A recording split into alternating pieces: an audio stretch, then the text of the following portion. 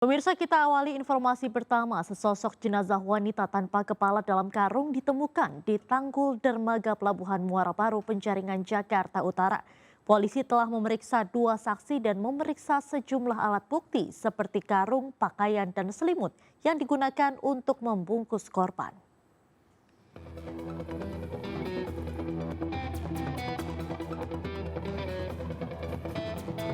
Sesosok mayat wanita tanpa kepala ditemukan warga di dalam karung dan kardus di pinggir Tanggul Dermaga Pelabuhan Muara Baru, Jakarta Utara.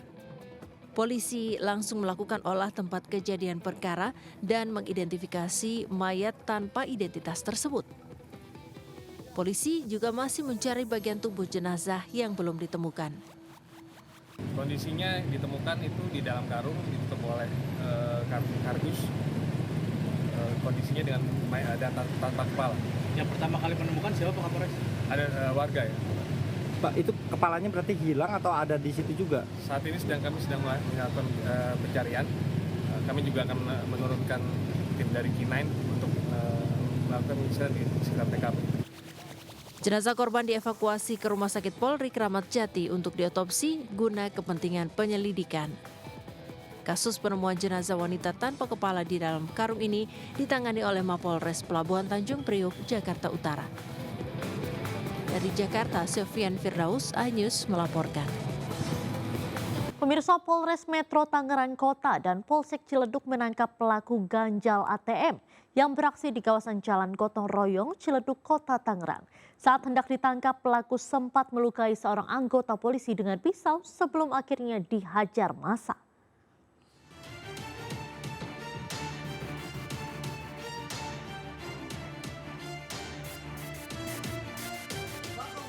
Satu dari 3 pelaku pencurian dengan modus ganjal ATM dihajar massa setelah beraksi di sebuah ATM di kawasan Jalan Gotong Royong, Ciledug, Tangerang Kota.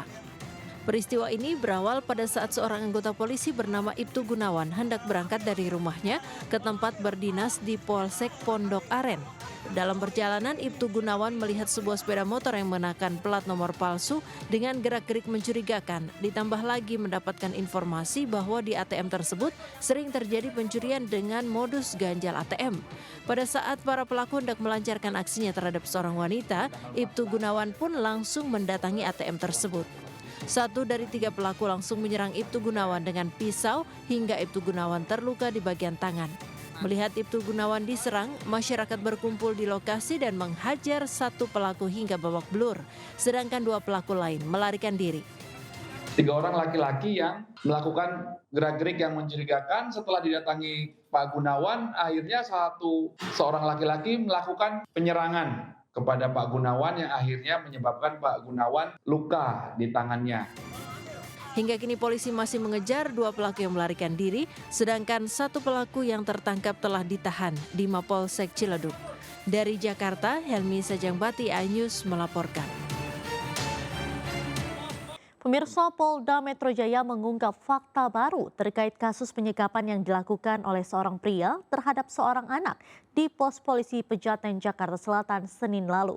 Tak hanya melakukan penculikan dan penyekapan, pemirsa, pelaku penyekapan juga melakukan pencabulan terhadap korban karena tak dipinjami uang oleh ibu korban. Selamat. Ini pakai apa Bang tadi? Nyandra coba.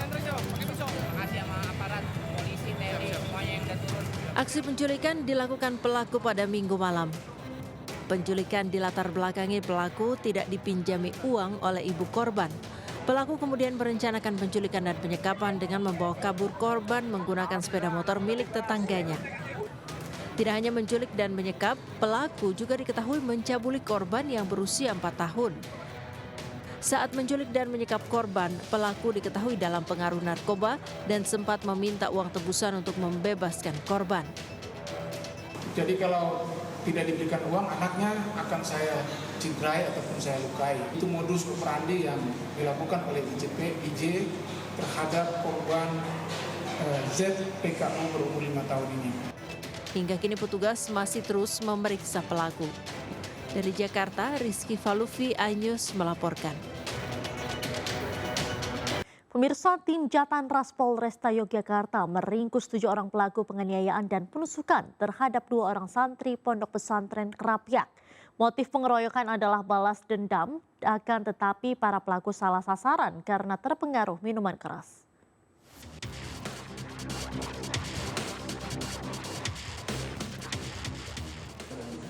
Inilah tampang 7 pelaku penganiayaan dan penusukan terhadap 2 orang santri yang diamankan tim Jatan Ras Polresta Yogyakarta. Mereka ditangkap terpisah di sejumlah tempat di kota Yogyakarta dan sekitarnya. Dari 7 pelaku, salah satunya berinisial R disebut sebagai provokator pengeroyokan. Polisi juga menyita sejumlah barang bukti, diantaranya balok kayu, pecahan gelas, dan botol. Pengeroyokan terhadap 2 santri Pondok Pesantren Krapyak terjadi pada Rabu malam pekan lalu. Saat itu para pelaku sedang pesta miras di salah satu outlet penyedia miras. Selanjutnya salah satu pelaku memprovokasi teman-temannya berbuat onar dan mengeroyok 2 orang santri yang sedang membeli sate di lokasi. Akibatnya salah satu korban menderita luka tusukan senjata tajam di bagian perut. Sedangkan satu korban lainnya mengalami luka di kepala dan tangan akibat pukulan benda keras.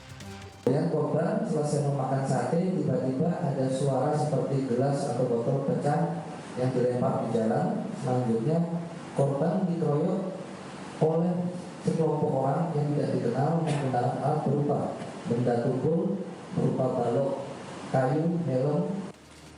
Dugaan awal, motif pengeroyokan adalah balas dendam. Akan tetapi para pelaku salah sasaran karena dalam pengaruh minuman keras. Polisi masih mengembangkan kasus ini dan tidak tertutup kemungkinan jumlah pelaku pengeroyokan akan bertambah. Dari Yogyakarta, Heru Trijoko Anyus melaporkan. Pemirsa, dalam sidang peninjauan kembali jilid 2 Pengadilan Negeri Jakarta Pusat Selasa kemarin, Jessica Kumala Wongso membawa novum atau bukti baru berupa rekaman wawancara ayah Mirna di salah satu televisi terkait CCTV kasus kematian Mirna. Adanya selisih 100 pem ini membuktikan bahwa ada dugaan rekayasa yang telah dilakukan terhadap rekaman CCTV tersebut. Pengadilan Negeri Jakarta Pusat menggelar sidang perdana peninjauan kembali jilid 2 yang diajukan oleh Jessica Kumala Wongso, terpidana kasus kopi sianida yang menewaskan Mirna Salihin Selasa kemarin. Agenda persidangan perdana tersebut adalah pembacaan memori kasasi dan pengambilan sumpah penemu novum atau bukti baru bernama Helmi Bostam. Adapun novum yang dibawa pihak Jessica berupa rekaman tayangan dialog ayah Mirna, yakni Darmawan Salihin, di salah satu televisi pada 7 Oktober 2023 dan flash disk rekaman CCTV lengkap di Cafe Olivier, tempat kejadian perkara. Oke, kalau yang novum baru itu adalah acara di TV One antara Karnelias dengan Edi Salihin. Dia akan diskusi masalah hukum. Nah, dalam pembicaraannya itu bahwa Edi Salihin mengatakan mempunyai alat bukti yang mana alat bukti itu belum pernah diserahkan. Nah, waktu itu ditayangkan waktu itu, ya ditayangkan. Tetapi kita tidak bisa menjelaskan secara detail karena kita bukan ahlinya. Nah, makanya sidang ini adalah tadi disumpahnya saksi yang menemukan novum menyerahkan itu nanti dalam persidangan berikutnya. Sementara dalam sidang, Jaksa Penuntut Umum Kejaksaan Agung meminta agar hakim menolak PK terpidana Jessica seluruhnya. JPU mengatakan materi memori peninjauan kembali dari terpidana Jessica Kumala Wongso tidak didukung oleh novum atau bukti baru yang sah. Menurut JPU, berbagai bukti yang sah, termasuk rekaman CCTV, keterangan saksi, ahli, dan hasil forensik telah dengan jelas menunjukkan Jessica bersalah dalam kasus pembunuhan berencana. Dari Jakarta, Tim Liputan A-News melaporkan. Kita beralih ke kasus lainnya, pemirsa. Kejaksaan Agung menetapkan mantan Menteri Perdagangan Tom Lembong sebagai tersangka dugaan korupsi importasi gula di Kementerian Perdagangan pada tahun 2015-2016. Dalam kasus ini kerugian negara ditaksir mencapai 400 miliar rupiah.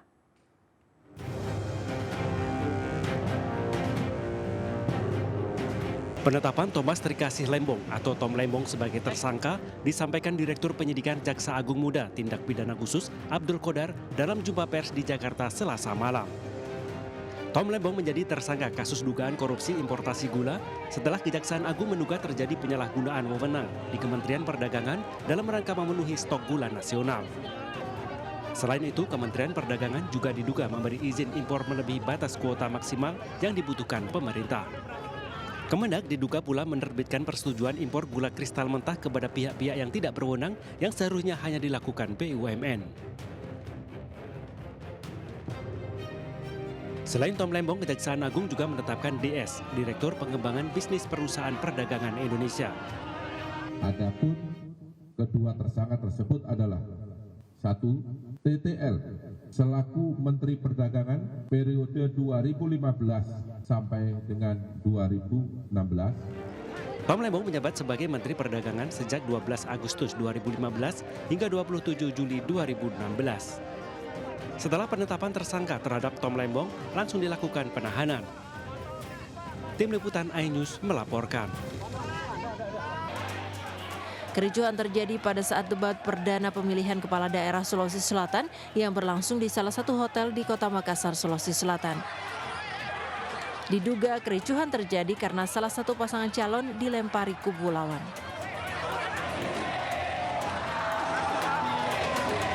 Pemirsa, Menteri BUMN Erick Thohir memastikan PT Pindad Persero telah mendapatkan orderan mobil maung seperti yang pernah dipakai Presiden Prabowo Subianto. Kementerian Pertahanan telah memesan sebanyak 4.600 unit mobil buatan Indonesia ini.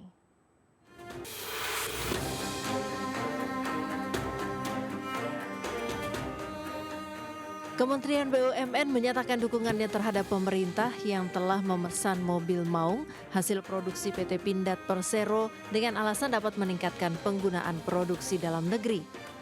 Menteri BUMN Erick Thohir bahkan memberi bocoran PT Pindad Persero telah mendapat orderan mobil maung jenis MV3 Garuda Limousine sebanyak 4.600 dari Kementerian Pertahanan untuk 2 tahun ke depan. Kendati demikian, Erick belum mengetahui alokasi penggunaan mobil yang diklaim punya spesifikasi tingkat komponen dalam negeri mencapai 70% tersebut. Termasuk isu penggunaan mobil Pindad untuk para anggota Kabinet Merah Putih, Erick mengaku belum tahu apakah ada tambahan pesanan dari berbagai kementerian. Meski begitu, Erick Thohir mengatakan pihaknya akan mendukung setiap rencana atau program pemerintah. Pindad tentu sudah menyiapkan sesuai dengan orderan dari Kementerian Pertahanan itu kurang lebih 4.600 maung untuk 2 tahun ke depan. Dan tentu alokasi daripada produksinya ya nanti di situ. Apakah nanti ada tambahan order untuk tadi kementerian? Ya kembali mohon tanyakan kepada Dirut Pindad. Seperti juga Erick Thohir, anggota DPR RI fraksi Gerindra Rahayu Saraswati menyambut baik rencana penggunaan mobil maung sebagai kendaraan dinas bagi para menteri dan wakil menteri. Menurut Saraswati, langkah tersebut merupakan kebanggaan bagi bangsa Indonesia. Keponakan Presiden Prabowo ini juga mengatakan rencana tersebut merupakan arahan langsung dari Presiden Prabowo kepada Kabinet Merah Putih. Merupakan sebuah kebanggaan yang luar biasa karena memang kita menginginkan adanya kebijakan dari pimpinan tertinggi yang berpihak kepada anak bangsa. Ini kan karena kita melihat bukan hanya persoalan transportasi ya, tapi sebenarnya secara menyeluruh. Dan yang beliau sampaikan, Pak Prabowo sampaikan kan itu bukan hanya persoalan hanya transportasi saja, tapi bagaimana kita sebagai bangsa Indonesia berpihak kepada produk-produk lokal. Mobil maung buatan PT Pindad mendadak menjadi buah bibir usai digunakan Presiden Prabowo Subianto saat mengikuti pelantikannya sebagai presiden. Kendaraan ini kembali digunakan Prabowo saat meninggalkan lokasi retret Kabinet Merah Putih di Akmil, Magelang, Jawa Tengah beberapa hari lalu. Dari Jakarta, Rizky Anwardi, Abdul Aziz, iNews melaporkan. Sementara itu, pemirsa, Menteri Sekretaris Negara Prasetyo Hadi mengatakan anggota Kabinet Merah Putih dipastikan jadi menggunakan kendaraan maung sebagai mobil dinas. Menurutnya, mobil maung akan dibeli pemerintah sebagai investasi negara.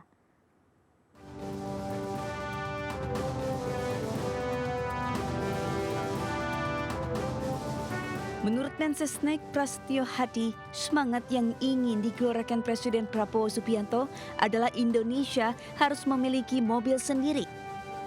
Prasetyo menambahkan mobil dinas Maung akan menggunakan skema beli alias bukan sewa, sehingga kendaraan dinas itu akan menjadi investasi negara. Meski begitu, Prasetyo mengungkapkan belum ada keputusan siapa saja jajaran pemerintah yang akan menggunakan mobil dinas Maung. Hal itu menurutnya harus disesuaikan dengan kapasitas produksi. Gini, Maung ini adalah beliau ingin ya semangatnya itu kita harus punya mobil buatan Indonesia sendiri gitu. Jadi nggak ada juga yang perlu diramein apa ya ramenya gitu. Doain biar Pindad bisa segera memproduksi. Lantas apakah semua menteri dan wakil menteri akan menggunakan Maung? Yang pasti, Istana Kepresidenan sebelumnya menegaskan Prabowo Subianto telah memberikan arahan kepada seluruh menteri dan pejabat menteri lain untuk menggunakan mobil dinas Maung. Arahan ini disampaikan Prabowo dalam retret beberapa hari lalu. Dari Jakarta, Ismalia Anyus melaporkan. Sejumlah menteri dipanggil Wakil Presiden Gibran Rakabuming Raka ke kantor Presiden kemarin. Pertemuan dengan para menteri ini berlangsung secara tertutup dan beberapa menteri yang dipanggil adalah Menteri Kependudukan dan Pembangunan serta Menteri Komunikasi dan Digital.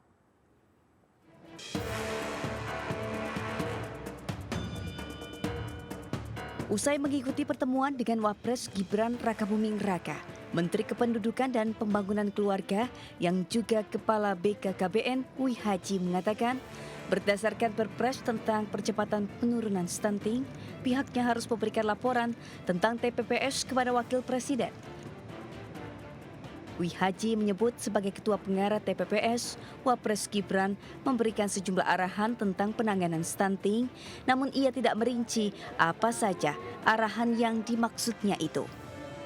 Tak hanya isu stunting, Gibran dan Menteri Wi Haji juga mendiskusikan soal menurunnya angka kelahiran dan pernikahan.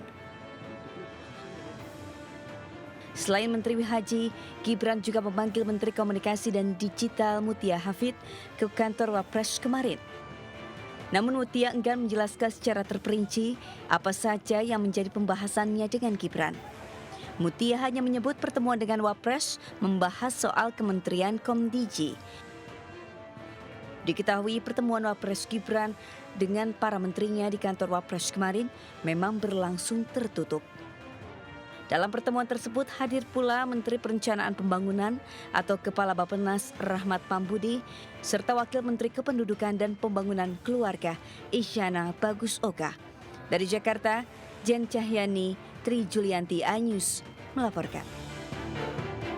Pemirsa, Kementerian Pemberdayaan Perempuan dan Perlindungan Anak melaksanakan rapat kerja perdana dengan Komisi 8 DPR. Tampak hadir Wakil Menteri Veronika Tan mendampingi Menteri PPPA Arifatul Khoiri Fauzi dalam raker di Jakarta pada Selasa siang.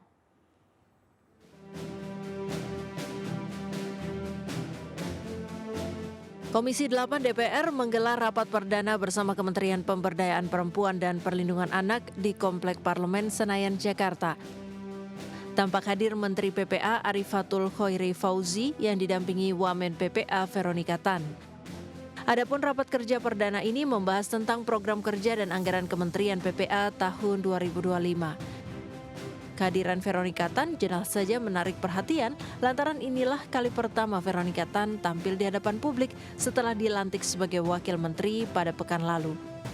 Dalam rapat kerja ini terdapat 16 poin prioritas program kerja berkaitan dengan perlindungan ibu dan anak yang dipaparkan Kementerian PPA yang akan didiskusikan lebih lanjut dengan Komisi 8.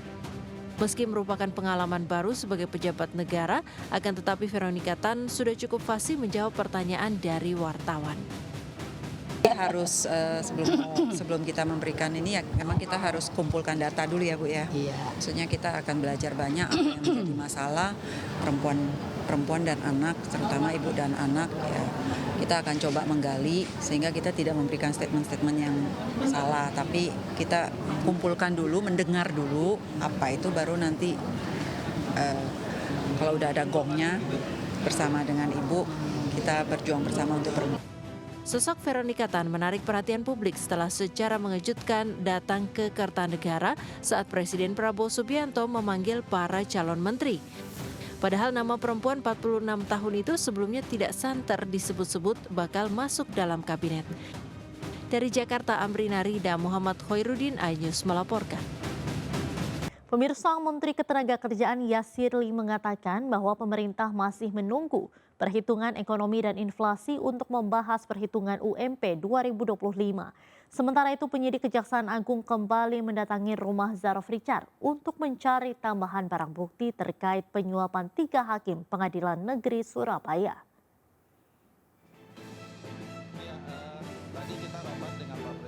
Menteri Ketenagakerjaan Yasirli mengatakan bahwa pemerintah masih menunggu perhitungan ekonomi dan inflasi untuk membahas perhitungan UMP upah minimum provinsi 2025.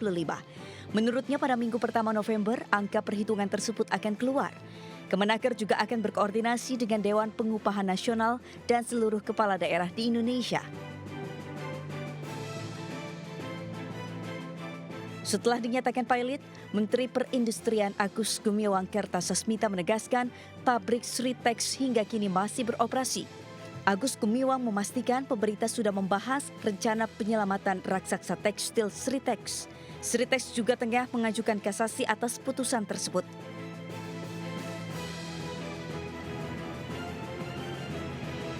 Sejumlah penyidik Jaksa Muda Tindak Pidana Khusus Kejaksaan Agung kembali mendatangi rumah mewah Zaraf Richard, mantan pejabat Mahkamah Agung, di kawasan Senayan, Kebayoran Baru, Jakarta Selatan untuk mencari beberapa tambahan barang bukti terkait penyuapan 3 hakim Pengadilan Negeri Surabaya.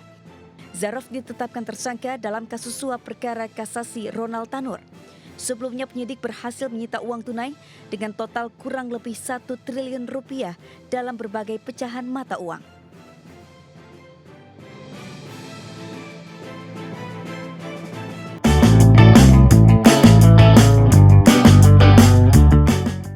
Terima kasih pemirsa, Anda masih menyaksikan Buletin iNews Pagi. Dukungan kepada calon gubernur dan wakil gubernur nomor urut 1 Ridwan Kamil Suswono terus mengalir dari berbagai elemen masyarakat. Salah satunya dari organisasi masyarakat Kebangkitan Jawara dan Pengacara atau Bang Japar, serta Partai Damai Kasih Bangsa yang siap memenangkan pasangan Ridho di Pilkada Jakarta 1 putaran.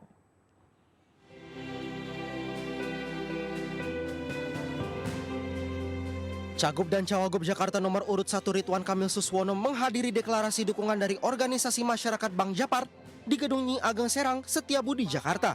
Dukungan ini menambah semangat serta kekuatan pasangan Ridho untuk menang 1 putaran pada Pilgub Jakarta mendatang. Kita bicara data ya, Upaira ini kurang lebih punya 800.000 suara jadi kemarin, dan mudah-mudahan pasangan itu mendapatkan tambahan suara yang signifikan bisa 1 putaran. Di DKI kita ada 6.000, apakah kami siap mendukung Ridho menang 1 putaran. Dari 600 komandan-komandan wilayah, 44 kecamatan, 280 kelurahan. Mudah-mudahan Allah mudahkan langkahnya. Dukungan untuk RK Suswono juga datang dari ratusan pendeta dalam deklarasi Partai Damai Kasih Bangsa di Golden Leaf, Kelapa Gading, Jakarta Utara. Dukungan ini mencerminkan semangat Ridho untuk membawa Jakarta menuju masa depan yang lebih inklusif, toleran, serta sejahtera bagi semua warga. Memang Mas Sus ini sudah kami kenal lama, udah teman. Kedua juga visi misinya ini cocok untuk keberagaman kita ke depan dan membangun Jakarta ke depan. Saya tentu atas nama pasangan Ridwan Kamil Suswono mengucapkan banyak terima kasih atas dukungan dari Partai Damai Kasih Bangsa ya, dengan para pendeta yang tadi sudah mengikrarkan bersama. Selain memberikan dukungan, ratusan pendeta dan jemaat juga mendoakan pasangan Ridwan Kamil Suswono agar mampu memimpin dengan amanah dan adil bagi seluruh warga Jakarta. Dari Jakarta, Irfan Hardiansyah, iNews melaporkan.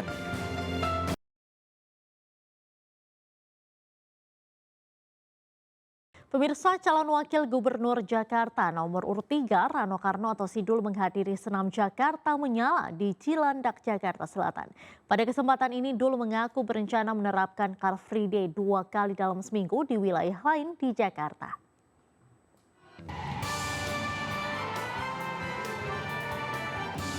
Calon Wakil Gubernur Jakarta nomor urut 3 Rano Karno atau Sidul disambut meriah saat tiba di Arena Senam Jakarta Menyala di sebuah mal di Cilandak, Jakarta Selatan, Selasa pagi. Para peserta senam yang terdiri dari ibu-ibu ini terlihat sangat bergembira bisa senam bersama Bang Dul. Sidul tampak ditemani istrinya Mpok Dewi dan istri Pramono, Hani. Pada kesempatan ini, Dul mengaku berencana menerapkan Car Free Day 2 kali dalam seminggu di wilayah lain di Jakarta. Menurutnya, Car Free Day sangat baik untuk menurunkan emisi, meningkatkan perekonomian UMKM, dan menyehatkan tubuh. Dari Jakarta, tim Liputan A News melaporkan.